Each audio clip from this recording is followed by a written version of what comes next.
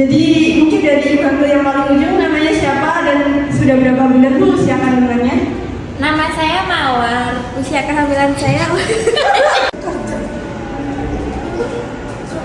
Perkenalkan ya nurse, nama saya Ibu Angel, usia kehamilan saya 8 bulan nurse. Kalau saya Ibu Nina udah mau jalan 7 bulan.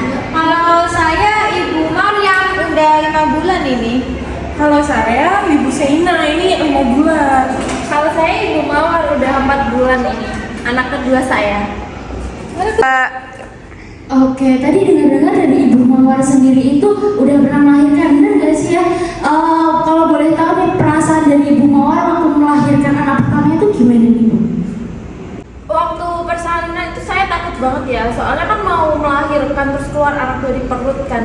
Kayak ngebayangin anaknya segede itu keluar dari perut saya, jadi takut. Terus waktu anaknya keluar saya seneng sih, nggak takut lagi. Baik, terima kasih ya Bu atas sharingnya Ibu Mawar. Mungkin selanjutnya saya ingin bertanya sama Ibu Maryam.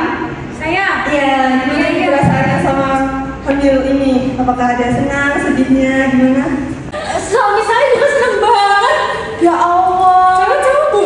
Ini cowok, insya Allah ya. Insya Allah. Kemarin baru cek loh. Terus kelihatan itu Bu, menonjol ya. Katanya ya kalau cowok menonjol gitu ya. Terima kasih ya Ibu Maryam atas sharingnya. Iya. Mungkin waktu sharingnya kita sudahi sampai sini. Selanjutnya kami akan melanjutkan ke materi penyuluhan kita hari ini, yaitu ada persiapan persalinan dan inisiasi menyusui ini. Sebelum kita lanjut ke materi, mungkin Nurse Yudansa bisa dibagikan. Terima kasih Yesus. Ya, makasih Sus. Makasih. Buatnya. Ini ada refleks ya, mungkin bisa dibaca-baca terlebih dahulu. Terima kasih Yesus. Oke. Baik, sudah dapat semuanya ya Ibu-Ibu? Baik, kita lanjutkan ke materi. Kita mulai. Mas Rohir. Baik, kita masuk ke persiapan persalinan. Next. Nah, di sini ada beberapa topik yang akan kita bahas pada pagi hari ini. Yang pertama ada pengertian persalinan, kedua ada kesiapan fisik, ketiga kesiapan psikologis, keempat kesiapan finansial, dan yang kelima ada kesiapan materi. Nah, persiapan persalinan sendiri itu apa sih? Persalinan merupakan proses pengeluaran hasil konsepsi yang dapat dari dalam uterus ke dunia luar. Mungkin lebih sederhananya, persalinan yaitu sebuah proses yang normal yang terjadi pada ibu hamil atau ibu yang sedang usia subur. Lalu persalinan itu sendiri yaitu mengeluarkan bayi melalui proses pervaginal. Nah, mungkin biasa disebutnya melahirkan ya Ibu, tahunya. Oke, selanjutnya itu persalinan merupakan persiapan tuh yang sangat penting bagi kedua orang tua, bagi calon kedua orang tua, ayah ibu atau keluarganya. Lalu untuk upaya agar mencegah keterlambatan penanganan, maka adanya kesiapan persalinan dibutuhkan. Nah, kesiapan persalinan ini membutuhkan rencana persalinan. Rencana persalinan ini dibuat oleh ayah, ibu, dan petugas layanan kesehatan. Oke, beberapa kesiapan yang perlu disampaikan kepada ibu hamil ini agar mengetahui bagaimana persalinan yang secara siap, yaitu yang pertama ada persiapan fisik. Nah, persiapan fisik dalam persiapan persalinan meliputi kesiapan hal-hal yang berkaitan dengan perubahan fisiologis selama hamil sampai menjelang persalinan. Nah, fisiologis, pemenuhan kebutuhan nutrisinya itu ada serta upaya perencanaan persiapan persalinan dan pencegahan komplikasi yang mencakup tanda-tanda bahaya serta tanda-tanda persalinan. Contoh dari kesiapan fisik ibu hamil sendiri yaitu mungkin bisa latihan saat pagi hari jogging atau jalan-jalan pagi sebentar, melakukan aktivitas rumah yang ringan, serta makan makanan yang bergizi. Nah, selanjutnya ada kesiapan psikologis. Selain kesiapan fisik, ibu hamil juga harus siap psikologis. Nah, dalam mengatasi perasaan takut dalam persalinan, ibu dapat mengatasinya dengan meminta keluarga maupun suami untuk memberikan sentuhan kasih sayang, memberikan afeksi, lalu meyakinkan ibu bahwa persalinan dapat berjalan dengan lancar, serta bayinya sehat dan mengikut sertakan keluarga untuk memberikan dorongan moral, cepat tanggap terhadap keluhan ibu, serta memberikan bimbingan untuk berdoa sesuai dengan keyakinannya. Nah, selanjutnya ada kesiapan finansial. Nah, kesiapan finansial ini Kesiapan finansial ini menurut Kemenkes tahun 2008 bahwa hal-hal yang dipengaruhi oleh aspek finansial dalam mempersiapkan persalinan adalah kesiapan biaya, kesiapan perlengkapan persalinan, kesiapan fisik terhadap kebutuhan nutrisi. Oke, selanjutnya ada kesiapan materi. Selain ada fisik, psikologis, serta finansial, kesiapan materi juga penting bagi ibu-ibu yang akan menghadapi persalinan. Nah, kesiapan materi pada ibu hamil cukup penting karena jika seorang ibu hamil dapat memahami proses persiapan persalinan, maka secara mental ibu tersebut tidak akan terlalu cemas. Nah, ini ada beberapa faktor yang berhubungan dengan persiapan persalinan. Menurut Matheson tahun 2001, terdapat faktor yang berhubungan dengan persalinan, persiapan persalinan. Di antaranya yang pertama yaitu ada umur, kedua pendidikan, ketiga pekerjaan, keempat pendapatan ekonomi, dan yang kelima dokumentasi. Baik, selanjutnya ada materi inisiasi menyusui dini atau IMD yang akan disampaikan oleh Nurse Widiarsa. Silakan. Baik, terima kasih ya Shivana.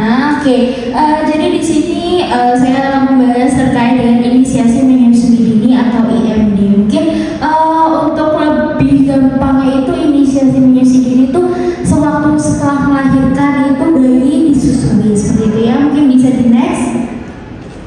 Baik, di sini pengertiannya ya, pengertiannya itu banyak banget, yaitu gampangnya inisiasi menyusui dini adalah bayi yang mulai menyusu sendiri dalam waktu 1 jam setelah lahir. Jadi bayinya itu habis lahir, lalu baru langsung disusui oleh ibu. Nah, inisiasi menyusui dini ini dilakukan segera setelah lahir dan dilakukan selama 1 jam. Hal ini didukung menurut peraturan pemerintah ya.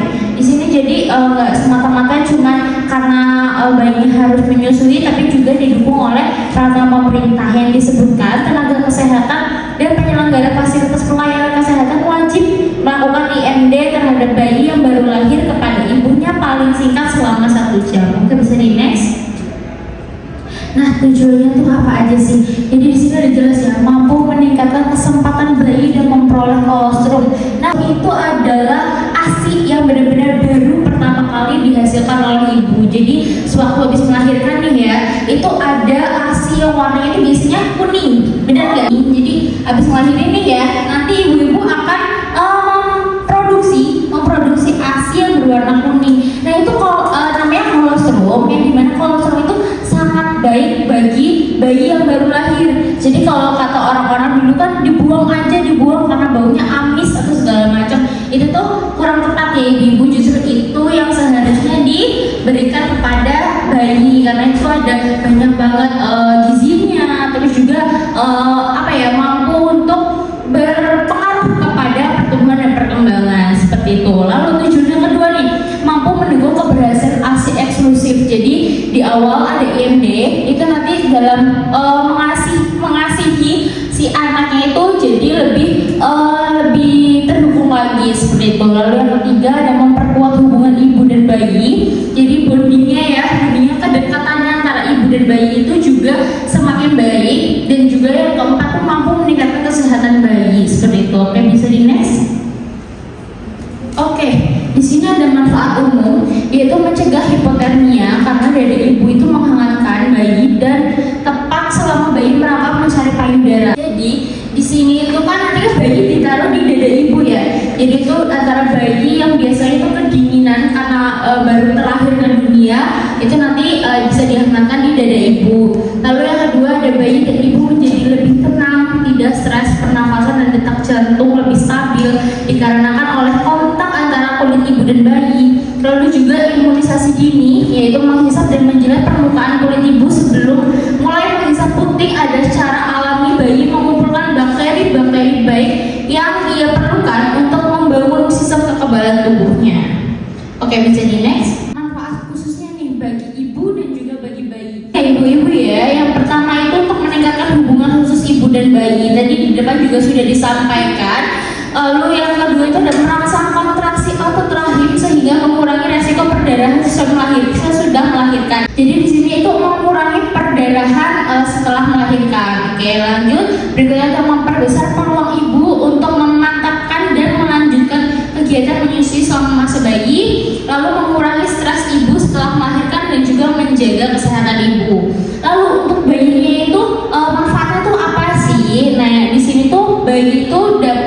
mempertahankan suhu agar tetap hangat karena perlu ibu ketahui ya, kalau bayi setelah dilahirkan itu dia gampang sekali kehilangan panas dalam tubuhnya, jadi dia gampang sekali kedinginan. Lalu yang kedua, manfaatnya itu menenangkan ibu dan bayi serta meregulasi pernapasan dan detak jantung. Lalu ada juga kolonisasi bakteri seperti yang dijelaskan ya, dan usus bayi dengan bakteri badan ibu yang normal, bakteri yang berbahaya ya, dan menjadikan tempat yang baik bagi bakteri yang menguntungkan dan mempercepat pengeluaran kolostrum sebagai antibodi atau sebagai imun bagi tubuh bayi. Oke, bisa di next. Nah, di sini itu ada setelah bayi lahir ya, itu kan habis bayi lahir ada tanda pusarnya ya, itu kan dipotong nih. Nah, habis dipotong dikeringkan, tapi biasanya oleh bu bidan atau mungkin dokternya itu tangannya tidak dikeringkan seperti itu. Lalu nantinya bayinya itu ditengkurupin di dada ibu, terus habis itu nantinya mungkin akan sedikit lama memang, tapi itu akan dibiarkan saja sampai bayinya itu mencari sendiri puting susu ibu supaya nantinya itu bisa ditemukan dan juga menyusu sendiri seperti itu. Jadi di sini kontraindikasi IMD pada ibu. Jadi kapan saja IMD atau inisiasi menyusui dini pada ibu itu tidak boleh dilakukan. Yang pertama, kondisi hemodinamik atau kardiorespiratori ibu tidak stabil. Jadi di sini tuh kondisi tubuhnya ibu kayak tensinya, terus dalam tubuh ibu itu ya itu nggak baik. Jadi itu memang tidak diperbolehkan. Lalu yang kedua, ibu menderita eklamsia atau preeklamsia berat. Jadi ibunya itu mengalami tekanan darah tinggi, itu nggak boleh. Terus habis itu ibu menderita kanker payudara. Nah, ini juga nggak boleh ya ibu-ibu. Lalu juga ibu dengan infeksi human T-cell lymphotrophic virus tipe 1 atau tipe 2 aktif, itu nggak boleh. Terus juga ada ibu dengan lesi herpes ya, ini juga nggak boleh karena takutnya menularkan kepada sang bayi. Terus juga ibu dengan tuberkulosis paru aktif, juga ini sama, takutnya menularkan kepada bayinya, bayinya juga terkena TBC. Oke, lanjutnya itu adalah ibu menggunakan obat-obatan terlarang. Nah, di sini ada syarat IMD. Ini agar skor untuk bayi itu mungkin nanti yang tahu ada petugas kesehatannya. Terus yang kedua, bayi lahir cukup bulan, ya bisa dibilang tidak prematur seperti itu ya. Jadi dijaga kondisi kehamilannya supaya bayinya itu akan tetap bisa keluar setelah waktu yang ditentukan. Oke, kesadaran ibu bayi, jadi ibunya tidak sedang mengigau dan sebagainya. Oke, lalu banyaknya perdarahan pada ibu itu normal. Jadi kalau memang ada perdarahan ya normal. Lalu ada suhu tubuh ibu normal, jadi ibu tidak hiper ataupun hipo. Lalu juga ada tekanan darah ibu normal seperti yang disebutkan sebelumnya, jangan sampai tekanan darah tinggi. Oke, lanjutnya itu ada pernafasan ibu tidak terganggu. Nah, kontraindikasinya apa sih? Waktu-waktu kapan saja bayi itu tidak boleh di IMD-kan. Nah, yang pertama itu bayi yang lahir dengan kondisi tidak stabil, ya seperti tadi disebutkan tidak bayi prematur. Karena bayi prematur biasanya harus langsung di inkubator dan segala macam ya. Terus habis itu berat badan bayi yang lahir itu rendah. Terus juga ada aspeksia, ada bayi dengan cacat bawaan, terus ada kejang-kejang juga.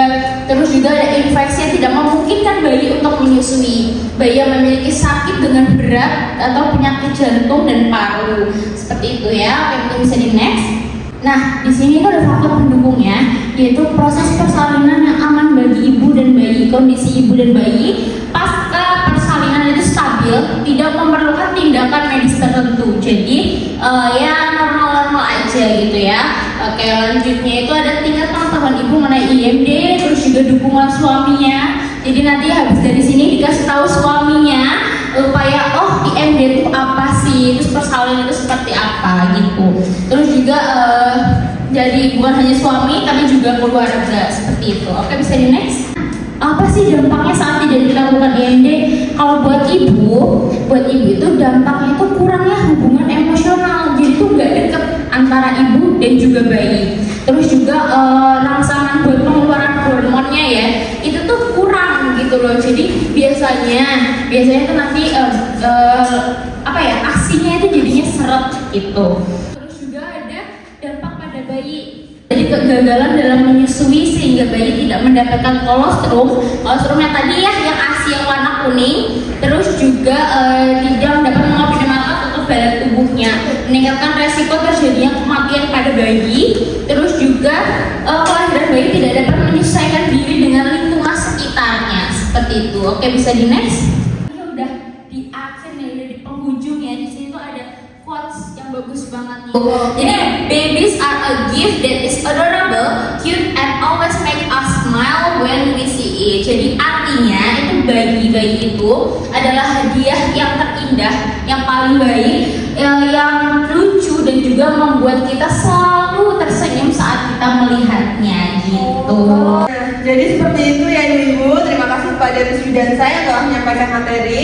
Untuk selanjutnya kita masuk ke sesi diskusi nih. Ada yang mau bertanya? Ibu. Ya udah dia deh. Ini mungkin kepada Ibu Nina terlebih dahulu. Saya mau tanya sus, emang benar ya kalau misalkan kita lagi pengen lahiran itu nggak boleh ngejennya tuh nggak boleh merem gitu matanya. Katanya takut matanya tuh putih-putih atau enggak darahnya semuanya ke mata gitu. Bener nggak tuh sus? Gini ya Bu, saya izin untuk menjelaskan. Memang benar ketika mengejar itu sebaiknya dilakukan tanpa memejamkan mata. Jadi matanya nggak boleh merem ya Ibu. Hal itu ditujukan biar nggak ada penyumbatan atau tekanan pada pembuluh darah di mata supaya matanya itu baik-baik saja. Jadi sebaiknya mata Ibu tetap terbuka selama mengejar dan diarahkan pada perut Ibu. Begitu Ibu. Gitu ya sus. Oh gitu ya. Makasih. Silakan. Saya mau nanya. Oke, Ini kan saya kan kehamilan pertama nih sus. Terus kemarin tuh SD tuh kembar kan.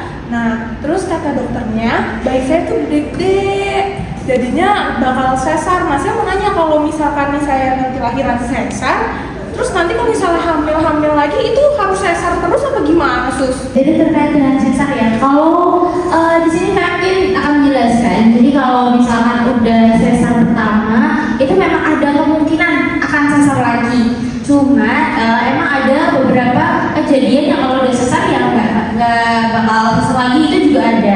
Itu emang ada beberapa apa ya, mungkin indikasi itu emang diperbolehkan. Jadi nanti dokter yang akan menjelaskan. Nah contoh-contohnya itu apa aja sih? Misal kalau misalnya sesar pertama itu sesar itu bentuknya horizontal, tiduran gitu kayak gini, itu boleh.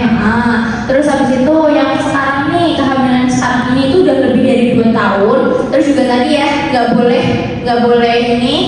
vertikal, nggak boleh berdiri kayak gini, bentukan jahitannya harus horizontal. Terus juga lagi mengandung satu bayi seperti itu. Terus juga persalinannya itu ya seperti dijelaskan pas lahirannya itu spontan, tiba-tiba aduh mulus gitu, itu baru boleh itu normal. Terus juga ada yang tulang panggulnya ibu coba dipegang. Nah kira-kira lebar apa kecil tuh? Lebar. Nah insya Allah itu normal ya. Tapi kalau misalkan tulang panggul yang kecil itu mau berapa kali punya anak itu harus disesar seperti itu. Dan terakhir itu ibu dan juga bayinya yang ada di perutnya, janinnya itu nggak ada komplikasi atau kelainan tertentu gitu. Mungkin ada lagi yang mau tanya? Ibu, saya mau nanya. Oke, gimana Bu? Jadi kan kemarin tuh saya habis kumpul keluarga besar kan. Terus masa ada ini neneknya suami saya bilang gini, kamu sebelum lahiran bisa minum air rebusan rumput Fatimah. Ternyata bisa memperlancar waktu persalinan gitu nurse. Nah itu tuh bener apa enggak sih nurse? Saya ingin menjawab pertanyaan dari Ibu Angel terkait minum rebusan rumput Fatimah. Itu ada studi ilmiah yang mengatakan bahwa memang minum rebusan rumput Fatimah itu memperlancar persalinan. Namun hal itu ada beberapa syaratnya, yaitu air rebusannya itu diminum setelah ibu mengalami pembukaan ke-6 ke atas. Jadi setelah dicek dokter dan pembukaannya 6 ke atas itu ada studi yang menyebutkan bisa minum air rebusan rumput Fatimah untuk memperlancar. Namun ada juga yang menyebutkan bahwa jika minum air rebusan rumput Fatimah itu sebelum pembukaan ke-6 ya, atau sebelum melahirkan biar persalinan yang lancar, itu malah bisa menyebabkan kontraksi yang abnormal, yang artinya bisa menyebabkan robekan di dinding rahim serta akan mengakibatkan perdarahan yang sangat cukup dalam ya, jadi darahnya sangat hebat, jadi ditakutkan janinnya akan tidak selamat. Jadi mungkin untuk saran saya lebih baik mengonsultasikan lagi dengan dokter kandungan ibu seperti itu. Oh, rahimnya bisa sampai sobek gitu ya? Iya, itu airnya sangat. Berarti nggak boleh kan nurse ya yang rumput Fatima, apalagi rumput tetangga. Ada yang mau bertanya lagi? Udah. Saya sudah Oke, mungkin kita cukupkan penyuluhan sosialisasi pada pagi hari ini. Semoga materi yang telah disampaikan tadi bermanfaat bagi ibu-ibu semua. Persalinannya juga lancar, bayi dan ibunya sehat. Baik, mungkin saya dan Sudansa izin pamit. Sebelumnya mohon maaf jika ada kesalahan. Wabillahi taufiq wal hidayah. Wassalamualaikum warahmatullahi wabarakatuh.